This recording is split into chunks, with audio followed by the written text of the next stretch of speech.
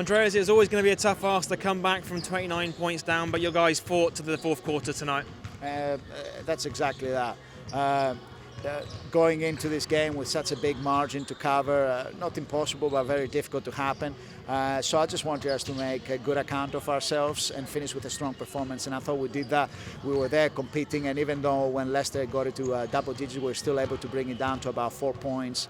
And I'm proud about the guys' resilience. And the reality is, it was always going to be difficult going against Leicester. I mean, they have been the most consistent team this season. Congratulations had to go to them about the 2-game series that they played.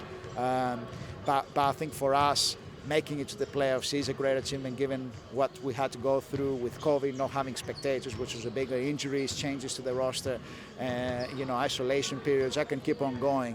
And a lot of close losses as well. Like 11 of our losses were on single digits, 7 of them below 5 points differences. So a lot of close games, and to keep on coming week by week with all the other things, not having spectators to pick you up. And everything that goes with it, basically, that physical tiredness, but also that emotional tiredness as well. To make it to the playoffs and get ourselves that win at Manchester speaks volume about the togetherness and the toughness of the group in those situations. And even though we're finishing with loss in the playoffs, I think when we look back at it, we've learned a lot about ourselves individually, players, coaches, everyone around, and we're going to be stronger for it in the future. It marks the end of an extremely tough, difficult season, both on and off the court. How will you look back on this COVID season? Yeah, it's just been very challenging for a number of different reasons. I think the most important is about looking forward. You've got to give credit to the league and the government for supporting us and being able to play a full season, because you're looking back at it in September, October, and you're thinking, will we actually be able to fulfill a full season? And we did. And I think the league is, considering the circumstances, in a very positive manner, especially with Sky Sports and everything that is happening behind the scenes.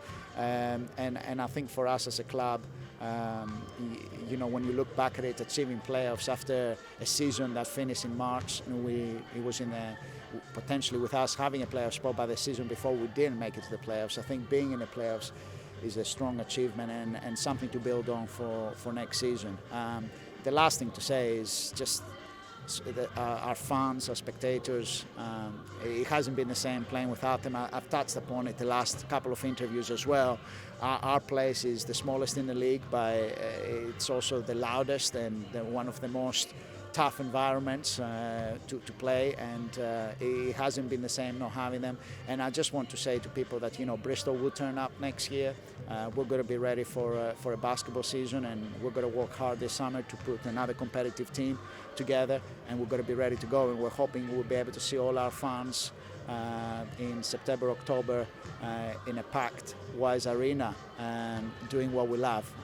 So grateful for that we have been able to do what we're doing, but it's not the same without our fans, and we need them back as soon as possible. And I'm certain there's a lot of people in Bristol that feel the same way, and they want to come to a basketball game. So we look forward to that, but in the meantime, a little bit of well-deserved rest for everyone, and we're ready to go again September, October next season.